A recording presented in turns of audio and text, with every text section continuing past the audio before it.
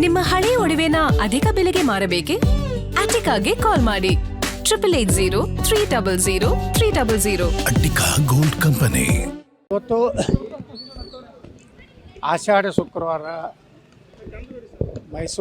ಮೈಸೂರು ಚಾಮುಂಡಿ ದೇವಿಯ ಒಂದು ದರ್ಶನ ತಗೊಂಡು ಇವತ್ತು ಶ್ರೀರಂಗಪಟ್ಟಣದಲ್ಲಿ ಚಣಾಂಬ ದೇವಿ ಮತ್ತು ಹನುಮಾನ್ ದೇವಸ್ಥಾನದ ಒಂದು ದರ್ಶನ ತಗೊಂಡು ರಾಜ್ಯಕ್ಕೆ ಒಳ್ಳೆಯದಾಗಲಿ, ಮಳೆ ಬೆಳೆ ಎಲ್ಲನೂ ಒಳ್ಳೆ ರೀತಿ ಆಗಲಿ ಅಂತೇಳಿ ಪ್ರಾರ್ಥನೆ ಮಾಡ್ಕೊಳ್ಳಿಕ್ಕೆ ಬಂದಿದ್ದೀವಿ.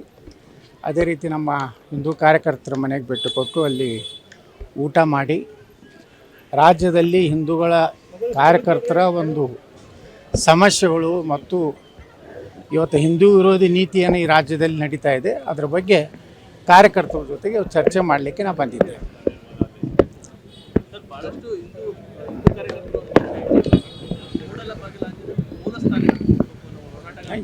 ಈ ಎಲ್ಲ ಭಕ್ತರ ಒಂದು ಆಶೆ ಅದೇ ಇದೆ.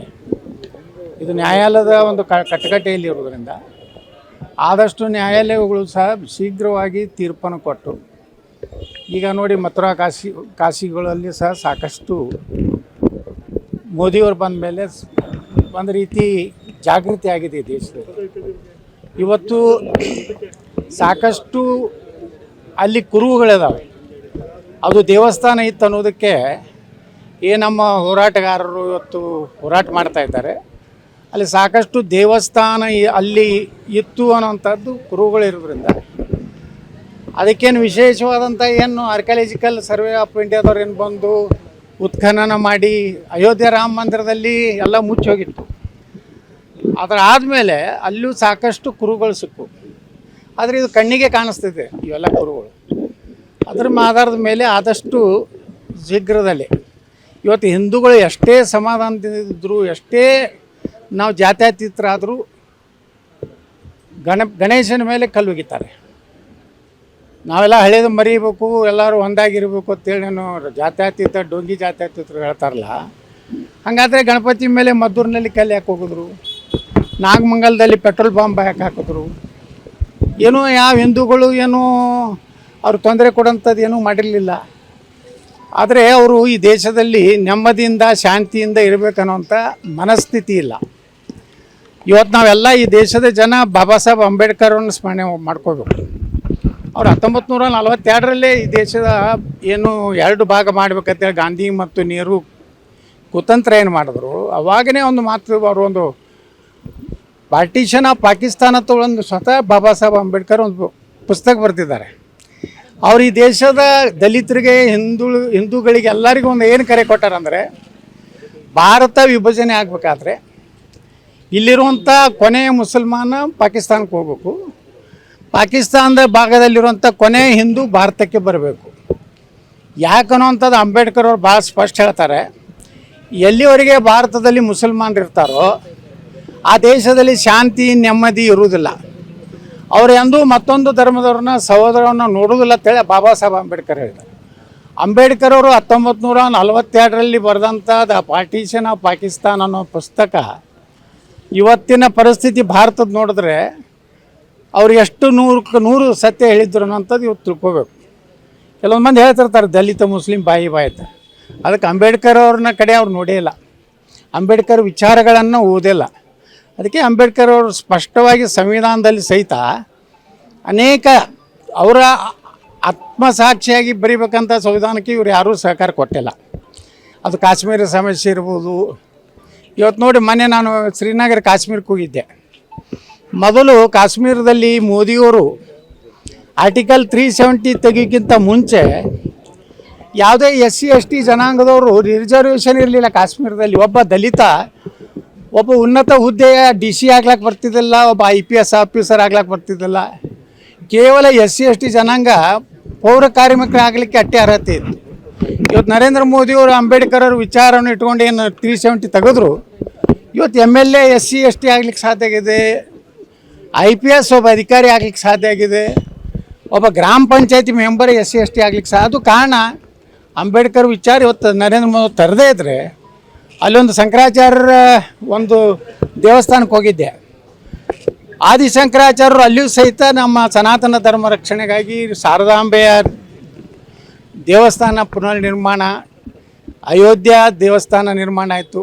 ಇನ್ನು ಮುಂದಿನ ದಿವಸಗಳಲ್ಲಿ ನಮ್ಮ ಕರ್ನಾಟಕದಲ್ಲಿ ಇಂಥ ಯಾವ್ಯಾವ ಹಿಂದೂ ದೇವಸ್ಥಾನಗಳನ್ನು ನೆಲಸಮ ಮಾಡಿ ಧ್ವಂಸ ಮಾಡಿ ಕಟ್ಟಿದಂಥ ಏನು ಕಟ್ಟಡಗಳದಾವೆ ಅದನ್ನೆಲ್ಲನೂ ತೆಗೆದು ಸ್ವಾಭಿಮಾನಿ ಹಿಂದೂಗಳಿಗೆ ತಲೆ ಎತ್ತಿ ಅಡ್ಡಾಡುವಂಥ ಕಾಲ ಈ ರಾಜ್ಯದಲ್ಲಿ ಬರಬೇಕು ಅನ್ನೋದೇ ನಮ್ಮದೆಲ್ಲ ಇವತ್ತು ನಮ್ಮೆಲ್ಲ ಏನು ಬಜರಂಗ ದಳ ಇರ್ಬೋದು, ಶ್ರೀರಾಮ್ ಸೇನೆ ಇರ್ಬೋದು, ಹನುಮಾನನ ಏನು ಮಾಲಾ ಧರಿಸೋರು ಎಲ್ಲರದ್ದು ಸಂಕಲ್ಪ ಇದೆ. ಸರ್, RSS ವಿಚಾರವಾಗಿ ಪ್ರತಿದಿನ ಚರ್ಚೆ ಆಗ್ತಿದೆ. ಪ್ರಿಯಾಂಕಾ ಖರ್ಗೆ ಅವರು ಹೇಳ್ತಾರೆ, ನಾವು ಇಂತಹ ಸಂಘಟನೆಗಳು ಏನಿದ್ದಾರೆ RSS ಸಮಾವೇಶಗೊಂಡ ಸಂದರ್ಭದಲ್ಲಿ ಗಲಾಟೆಗಳಾಗ್ತಾ ಇದೆ, ಇದೆಲ್ಲ ನಮ್ಮ ಹತ್ರ ಸಾಕ್ಷಿ ಇದೆ. ಎಲ್ಲಿ RSS ಸಂಘಟನೆ, RSS ಪಥಸಂಚಲನದಲ್ಲಿ ಕರ್ನಾಟಕದ ಎಲ್ಲಿ ಗಲಭೆ ಆಗೈತೆ? ಇವರು ಕಾಂಗ್ರೆಸ್ನವ್ರು ಇದ್ದಾಗೆ ಗಲಭೆ ಆಗ್ತದೆ. ಒಂದು ವರ್ಗಕ್ಕೆ ಸಪೋರ್ಟ್ ಮಾಡ್ತಾರೆ, ಬೆಂಬಲ ಕೊಡ್ತಾರೆ. ಹಿಂದೂ ಆಗಿಲ್ಲ. ಹಿಂದೂಗಳ ಮೇಲೆ ದೌರ್ಜನ್ಯ ಅವ್ರದ್ದೇ ಆಗಿದೆ. ಗಣಪತಿ ಮೇಲೆ ಮದ್ದೂರಿನಲ್ಲಿ ಕಲ್ಲುಗಿ ಕಾರಣ ಏನಿತ್ತು? ಎಲ್ಲಿದ್ದು ಗಲಾಟೆ ಪ್ರಾರಂಭ ಆಯಿತು? ನಾಗಮಂಗಲದಲ್ಲಿ ಎಲ್ಲಿದ್ದು ಗಲಾಟೆ ಪ್ರಾರಂಭ ಆಯಿತು? ಹಿಂದೂಗಳು ಎಂದೂ ಹಿಂದೂಗಳು ಭಾಳಷ್ಟು ಸಹಿಷ್ಣುತೆ ಇದೆ ಅಂತೇಳಿ ಅವರೆಲ್ಲ ಇಲ್ಲಿ ಜೀವಂತ ಇದ್ದಾರೆ. ಇದೇ ಪಾಕಿಸ್ತಾನದ ಹಿಂದೂಗಳ ಪರಿಸ್ಥಿತಿ ಏನಿದೆ? ಪಾಕಿಸ್ತಾನದಲ್ಲಿ ಹಿಂದೂಗಳ ಏನು ಸ್ವಾತಂತ್ರ್ಯ ಪೂರ್ವದಲ್ಲಿ ಎಷ್ಟಿತ್ತು, ಈಗ ಬಾಂಗ್ಲಾದಲ್ಲಿ ಏನಾಗ್ತಾಯಿದೆ, ಕೇರಳದಲ್ಲಿ ಏನಾಗ್ತಾಯಿದೆ ಅಂದರೆ ಹಿಂದೂಗಳಾಗಲಿ RSS ಆಗಲಿ ಈ ದೇಶವನ್ನು ಕೂಡಿಸೋಂಥ ಕೆಲಸ ಮಾಡಿದೆ. ಆ ದುರ್ದೈವ ಅಂದರೆ ಮತ ಬ್ಯಾಂಕಿನ ಸಲುವಾಗಿ ಈ ಕಾಂಗ್ರೆಸ್ನವ್ರು ಯಾವಾಗಲೂ ಈ ಹಿಂದೂ ಮುಸ್ಲಿಂ ಒಂದು ಗಲಾಟೆ ಇಟ್ಕೊಂಡು ಬಂದವ್ರೆ ಅವರೇ. ಈ ಗುಜರಾತ್ನಲ್ಲಿ ಯಾಕೆ ಹಿಂದೂ ಮುಸ್ಲಿಂ ಆಗ್ತಾಯಿಲ್ಲ? ಇವತ್ತು ಮಹಾರಾಷ್ಟ್ರದಲ್ಲಿ ಯಾಕೆ ಆಗ್ತಾಯಿಲ್ಲ? ಆಸಾಮ್ದಲ್ಲಿ ಯಾಕೆ ಆಗ್ತಾಯಿಲ್ಲ? ಅಲ್ಲಿಯೂ BJP ಸರ್ಕಾರ ಇದೆಯಲ್ಲ, ಮತ್ತು ಇಲ್ಲೇ ಯಾಕೆ ಆಗ್ತಾವೆ? ಕಾಂಗ್ರೆಸ್ ಇದ್ದ ಕಡೆನೇ ಇಂಥದ್ದು ಯಾಕೆ ಆಗ್ತದೆ? ಅವರೇ ಗಲಾಟೆ ಮಾಡಿಸ್ತಾರೆ. ಅದು ನಮ್ಮ ಖರ್ಗೆ ಅವ್ರಿಗೆ ಭಾಳ ಕೆಲಸ ಇದೆ. ಗೃಹ ಮಂತ್ರಿ ಅಂದರೆ ಅವರು ತಮ್ಮ ಜಿಲ್ಲೆಯಲ್ಲೇ ಜೈಲಿನಿಂದ ಓಡಿ ಹೋಗ್ತಾರೆ. ಯಾರೋ ಪಾಪ ಬಿದರ ಪೊಲೀಸರು ಇಡ್ತಾರೆ, ಅವ್ರಿಗೆ ಇವ್ರು ತಂದು ಗುಂಡು ಹಾಕಿ ನಾನೇ ಹಿಡಿಸಿದೆ ಅಂತ ಹೇಳ್ತಾರೆ. RSS ಬಗ್ಗೆ ಮಾತಾಡ್ಲಿಕ್ಕಂದ್ರೆ ನಮ್ಮ ಪ್ರಿಯಾಂಕಾ ಖರ್ಗೆ ಅವ್ರಿಗೆ ನಿದ್ದೆ ಹತ್ತೋದಿಲ್ಲ, ಊಟ ಹೋಗೋದಿಲ್ಲ. ರಾತ್ರಿ ಎಲ್ಲರೂ ನಾವೆಲ್ಲ ಹಿಂದೂಗಳು ದೇವರನ್ನು ಸ್ಮರಣೆ ಮಾಡಿ ಹೆಂಗೆ ಮಕ್ಕೋತೀವಲ್ಲ, ಹಂಗೆ ಅವ್ರು RSSನ ಸ್ಮರಣೆ ಮಾಡೇ ಮಕ್ಕೋತಾರೆ. ಮುಂಜಾನೆ ಎದ್ದು ಕೂಡಲೇ RSS ಅಂತಾರೆ, ಮಧ್ಯಾಹ್ನ ಊಟ RSS ಅಂತಾರೆ. ಪೊಲೀಸ್ ಅಧಿಕಾರಿಗಳೇ ಸಭೆ ಮಾಡೋದು ಬಿಟ್ಟು ಬರೀ ಅವರು ಟ್ವೀಟ್ ಮಾಡ್ಕೋತಿರ್ತಾರೆ ಯಾವಾಗ ನೋಡೋದು RSSಗೆ. ಅದಕ್ಕೆ ಈಗ ಅವ್ರಿಗೆ ಮಾನಹಾನಿ ಕೇಸ್ ಆಗಿದೆ. ನಾಳೆ ಅವ್ರು ಜಾಮೀನು ಕೊಟ್ಟು ಬರಬೇಕಾಗ್ತದೆ. ಅವ್ರು ಜಾಮೀನು ಕೊಟ್ಟು ಹೊರಗೆ ಬರುವಂಥ ಪರಿಸ್ಥಿತಿ ಗೃಹ ಮಂತ್ರಿಗೆ ಬಂದರೆ ರಾಜೀನಾಮೆ ಕೊಡಬೇಕಾಗ್ತದೆ. ಅದಕ್ಕೆ RSSನ ಸುಮ್ಮನೆ ಕೆಣ್ಕೋಂಥ ಅವಶ್ಯಕತೆ ಇಲ್ಲ. ನೆಹರೂಗೂ ಏನೂ ಆಗಲಿಲ್ಲ, ಜವಾಹರ್ಲಾಲ್ ನೆಹರು ಏನೂ ಮಾಡೋದಾಗಲಿಲ್ಲ, ಇಂದಿರಾ ಗಾಂಧಿಯವ್ರಿಗೆ ಏನೂ ಆಗಲಿಲ್ಲ, ರಾಜೀವ್ ಗಾಂಧಿಯವ್ರಿಗೆ ಆಗಲಿಲ್ಲ, ರಾಹುಲ್ ಗಾಂಧಿ ಅಂತರದ್ದು ಏನೂ ಆಗೇ ಇಲ್ಲ ಬಿಡ್ರಿ. ಅದೇ ಏನೂ ಆಗಿಲ್ಲ ಅಂದ್ರೆ ಏನೂ ಆಗೋದಿಲ್ಲ. ಆದಮೇಲೆ ಪ್ರಿಯಾಂಕಾ ಖರ್ಗೆ ಸುಮ್ಮನೆ ಮುಂದಿನ 2028 ನಾನು ಮುಖ್ಯಮಂತ್ರಿ ಅಭ್ಯರ್ಥಿ ಮಾಡಲಿ ಅಂತ ಹೇಳಿ ಇದೊಂದು ಗಲಾಟೆ. RSS ಬೈದರೆ ನನಗೆ ಪ್ರಮೋಷನ್, ಯಾಕಂದ್ರೆ ರಾಹುಲ್ ಗಾಂಧಿಗೆ ಹಿಂದುತ್ವಕ್ಕೆ ಬೈಬೇಕು. ಇವೆಲ್ಲ ನೋಡ್ರಿಲ್ಲ, ಮೊನ್ನೆ ಅಂಡರ್ ಸೆಕ್ರೆಟ್ರಿ ಹೋಮ್ ಡಿಪಾರ್ಟ್ಮೆಂಟಿನ ಅಂಡರ್ ಸೆಕ್ರೆಟ್ರಿ ಮುಂಬೈ ಏನು ದಾಳಿ ಆಯ್ತಲ್ಲ, ಮುಂಬೈ ದಾಳಿಯಲ್ಲಿ ಕಾಂಗ್ರೆಸ್ ಮತ್ತು ಪಾಕಿಸ್ತಾನ ISIದ ಒಂದು ಜಂಟಿ ಕಾರ್ಯಾಚರಣೆ ಅಂತ ಹೇಳಿದ್ದಾರೆ. ಒಬ್ಬ ಹೋಮ್ ಸೆಕ್ರೆಟ್ರಿ ಮೊನ್ನೆ ಅವ್ರಿಗೆ ಪದ್ಮಶ್ರೀ ಅವಾರ್ಡ್ ಕೊಟ್ಟರು. ಅಂದರೆ ಇವರು ಯಾವ ರೀತಿ ದೇಶ ಹಾಳಾಕತ್ತಾರೋ ಜನರ ಕಣ್ಣಿಗೆ ಕಾಣಿಸ್ತಾ ಇದೆ. ಹಾಂ, ರಿಸರ್ವ್ ಮಾಡ್ಕೊಲಿಕ್ಕೆ ಇವೆಲ್ಲ RSSಗೆ ಬೈದು, ವಿಶ್ವ ಹಿಂದೂ ಪರಿಷತ್ತಿಗೆ ಬೈದು, BJP ನರೇಂದ್ರ ಮೋದಿಯವ್ರಿಗೆ ಬೈದು. ನರೇಂದ್ರ ಮೋದಿಯವರ ಕಾಲಿನ ಧೂಳಾಗೋದಿಲ್ಲ, ಆದರೂ ಸುಮ್ಮನೆ ಬೈ ಕೂತ್ಕೊಂಡ್ರದ್ದು. ಏನು ಆಕಾಶಕ್ಕೆ ಹಿಂಗೆ ಉಗುಳಿದ್ರೆ ಏನೋ ಆಕಾಶಕ್ಕೆ ಏನಾಗ್ತದೆ, ನನ್ನ ಮುಖಕ್ಕೆ ಬಿಡಿತದೆ ಅಂಥ ಮೂರ್ಖ ವಿಚಾರ. ಅಂದರೆ ಖುಷಿ ರಾಹುಲ್ ಗಾಂಧಿಗೆ ಆಗ್ತದೆ. ಈ ವಿಘ್ನ ಸಂತೋಷಿ ಏನು ಮನೆತನ ಐತಲ್ಲ, ಈ ನೆಹರು ಮನೆತನ, ಅದಕ್ಕೆ ಸಂತೋಷ ಯಾವಾಗಂದ್ರೆ RSSಕ್ಕೆ ಹಿಂದೂಗಳಿಗೆ ಬೈದಾಗ. ಯಾಕಂದ್ರೆ ಅವ್ರು ಹಿಂದೂಗಳೇ ಅಲ್ಲಲ್ಲ, ಅವ್ರು ಯಾವ ರೀತಿಯ ಜನೇದಾರಿ ಬ್ರಾಹ್ಮಣರು ಗೊತ್ತಿಲ್ಲ. ಅವ್ರ ಮನೆಗೆ ಒಬ್ಬರು ಬ್ರಾಹ್ಮಣರಿಲ್ಲ, ಅದು ಬ್ರಾಹ್ಮಣರು ಹೆಂಗಾದ್ರೂ ಗೊತ್ತಿಲ್ಲ. ಅದೇ ಒಂದು ನೆಹರು ಇತಿಹಾಸನೇ ಭಾಳ ದೊಡ್ಡ ದುರಂತ ಈ ದೇಶದ್ದು.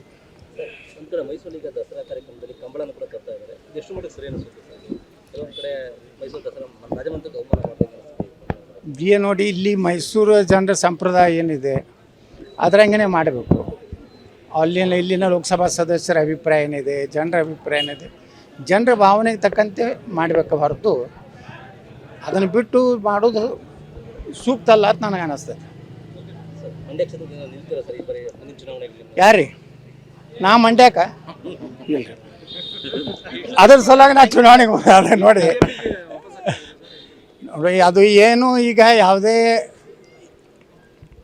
ಇದು ಈಗ ನಡೆದಲ್ಲ ಚರ್ಚೆ.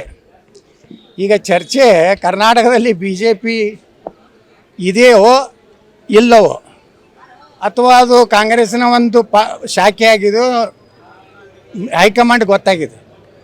ಈಗಿನ BJP ಕರ್ನಾಟಕದಲ್ಲಿ ವಿರೋಧ ಪಕ್ಷ ಕೆಲಸ ಮಾಡ್ತಾಯಿಲ್ಲ.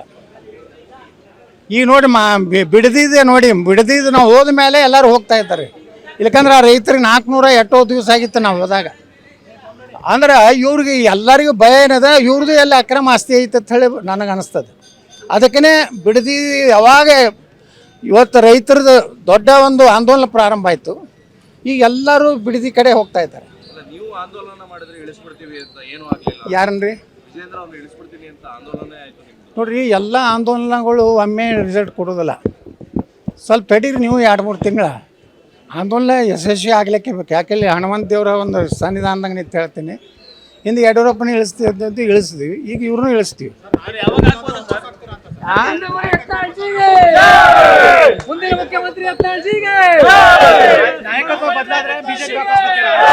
ಏನು ಅವ್ನು ನೋಡೋಣ, ಅವಾಗೇನು ಆ ಕಾಲಘಟ್ಟದಲ್ಲಿ ಏನು ನಿರ್ಣಯ ಆಗ್ತದೆ. ಎರಡು ಮುಂದುವರ್ಸ್ಕೊಂಡಿಟ್ಟಿವೆ. ಅದು ಯಾವುದು ಬರ್ತದೆ ಆ ಕಡೆ ನೋಡೋಣ ಹತ್ರ.